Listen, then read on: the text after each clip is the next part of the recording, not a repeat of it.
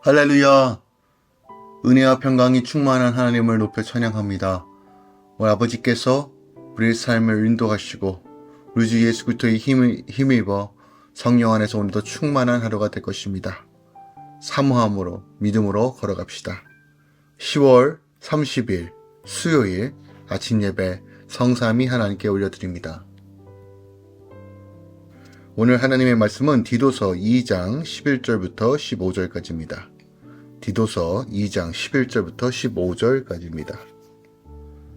모든 사람에게 구원을 주시는 하나님의 은혜가 나타나 우리를 양육하시되 경건하지 않은 것과 이 세상 정욕을 다 버리고 신중함과 의로움과 경건함으로 이 세상에 살고 복스러운 소망과 우리의 크신 하나님 구주 예수 그리스도의 영광이 나타나심을 기다리게 하셨으니 그가 우리를 대신하여 자신을 주심은 모든 불법에서 우리를 속량하시고 우리를 깨끗하게 하사 선한 일을 열심히 하는 자기 백성이 되게 하려 하심이라. 너는 이것을 말하고 권면하며 모든 건의와 책망하여 누구에게서든지 업신여김을 받지 말라. 아멘. 하나님의 말씀입니다. 바울이 디도에게 하나님의 은혜와 그리스도의 속량을 전하며 이것을 말하고 권면하라 라고 당부하죠. 통치자에게 복종하며 선한 일을 준비하고 관용과 온유함을 나타낼 것을 기억하게 하라고 말합니다. 이것은 3절 말씀 이하에 기록되어 있죠. 바울은 우리를 오직 긍휼하심으로 구하신 주님의 은혜를 기억하고 또 기억하라라는 것이 오늘 전체 내용의 핵심입니다. 어제 본문이죠. 1절부터 10절까지의 교훈에 이어 연관지어서 오늘 본문 말씀을 살펴봐야 됩니다. 어제는 이제 다양한 유형의 성도들에 대한 어떻게 신앙생활을 할 것인가 아는 것뿐만이 아니라 삶을 어떻게 적용해야 될 것인가에 대한 말씀을 전했다면 오늘은 먼저 성도가 선한 삶을 살아야 할 근거, 그것이 바로 구원해 주신 하나님의 은혜가 모든 사람에게 차별 없이 나타났다.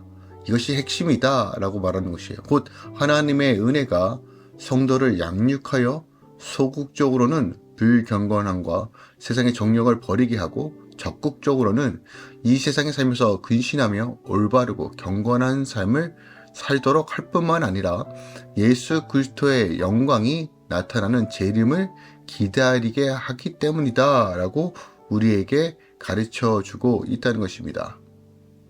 성도가 선한 삶을 살아야 할 이유는 예수께서 대속의 죽음을 죽으신 것을 우리는 불법에서 건지시고 깨끗하게 하셔서 선한 일에 열심을 내는 하나님의 친백성이 되도록 하시기 위함이기 때문이다 라고 오늘 14절에서도 언급하죠. 목회자의 성도 지도 자세에 있어서 바울은 이상과 같은 교훈으로서 성도를 권면하며 또한 권위로서 책망하되 목회자는 어느 누구에든지 업신여김을 받아서는 안 된다라고 오늘 우리에게 말해주고 있습니다. 자, 본문을 통해서 우리가 깊이 묵상해야 될 것 12절입니다. 우리를 양육하시되 경건하지 않은 것과 이 세상 정욕을 다 버리고 신중함과 의로움과 경건함으로 이 세상에서 살고 라고 말합니다. 오늘 이 세상의 정욕을 다 버리라고 명령합니다. 특별히 여기서 양육하다라는 이 단어는 기른다라는 의미뿐만이 아니라 훈련시키다라는 의미까지 담겨져 있습니다. 디도서 오늘 2장 11절부터 14절에서 은혜의 학교라는 개념으로서도 설명하고 있다는 것이에요. 그러니까 은혜는 단지 구원한 일뿐만 아니라 우리를 연단하고 훈련하는데도 하나님의 은혜가 필요하다는 거죠. 구원과 연단, 훈련이 별개가 아니라 동일한 은혜의 연속이라는 거예요. 하나님의 구원은 과거에 한 번 구원하는 것으로 끝나는 것이 아니라 이후에도 지속적으로 우리 삶을 훈련하고 양육함에 있어서 하나님의 그 은혜가 여전히 이끌고 간다는 것이에요. 이 은혜가 아니면 우리는 그 어떤 것도 성장과 발전할 수 없다는 거예요. 우린 죄된 본성을 따라가고 있기 때문에 내 안에 욕망이 나를 이끌어가는 인생이지만 내 속에서 하나님의 은혜의 강수가 터져 나올 때 우리는 사랑할 수 있고 용서할 수 있고 감사할 수 있다는 겁니다. 그러므로 우리가 은혜가 역사하도록 믿음으로 반응해야 된다는 것이에요. 말씀의 순종은 이와 같은 맥락에서 우리가 이해할 수 있습니다. 말씀의 순종이 믿음으로 행하는 것입니다. 할 수 없는 그 상황 속에서 주님께서 통치하시고 다스림을 믿기에 그 구원해 주신 그 감격과 은혜가 내 안에 있다는 것을 기억하고 나아갈 때 은혜가 다시 한번 우리 안에 역사한 활성화가 된다는 것이에요. 속죄와 구원을 넘어 우리가 그리스도인답게 사는 것은 바로 은혜의 능력입니다. 구원의 은혜만 받고 연단과 훈련의 은혜를 거절하면 우리는 반쪽 은혜만 받는 것입니다. 하나님의 은혜는 구원의 은혜와 연단의 은혜가 합해졌을 때 온전한 은혜가 되기 때문입니다. 그러므로 오늘 우리가 하나님의 온전한 은혜를 받기 원한다면 구원의 은혜뿐만 아니라 훈련과 연단의 은혜도 함께 간구하고 기도하며 훈련받아야 된다는 것입니다. 땅의 것을 달라고 기도하기보다는 하늘의 것을 간구하며 내가 주의 뜻 가운데 은혜 가운데 감사와 찬양과 성숙한 성도가 되게 해달라고 함께 기도하는 이 아침 되길 원합니다. 또한 13절에 바울이 이렇게 권면합니다. 복스러운 소망과 우리의 크신 하나님 구주 예수 그리스도의 영광이 나타내심을 기다리게 하셨다라고 말합니다. 11절에 하나님의 은혜가 나타났다는 말씀이 그리스도의 어떻게 보면 초림을 가리키는 것이라면 이 본절은 그리스도의 재림을 의미하는 것이 분명합니다.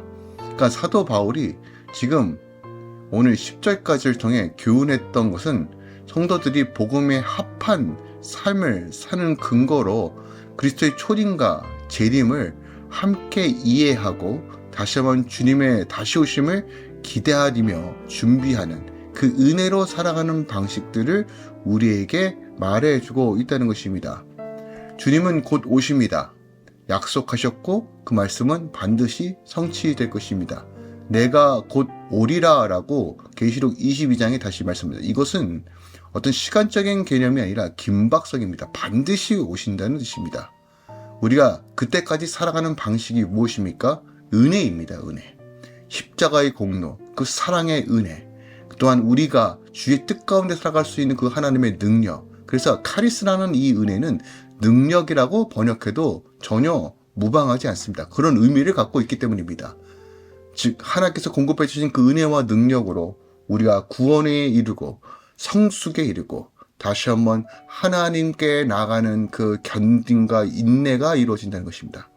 오늘 이 아침에 함께 주의 은혜를 갈망합시다. 은혜 받은 자로서 살아냅시다. 주님이 우리와 함께 하십니다. 기도하겠습니다. 사랑하는 주님, 감사합니다. 오늘도 우리가 은혜의 상속자로서 은혜에 합당한 삶을 살기 원합니다. 선한 일에 열심을 다하여 그리스도인으로서 살아내겠습니다. 세상 가운데 좌우라 우러라 흔들리는 것이 아니라 십자가 안에서만 바로 서길 소망합니다. 주여 우리를 도우시고 오늘도 할렐루야 교회 모든 성도들과 사업터와 직장의 모든 영역 가운데 주의 은혜의 담비로 부어 주시옵소서.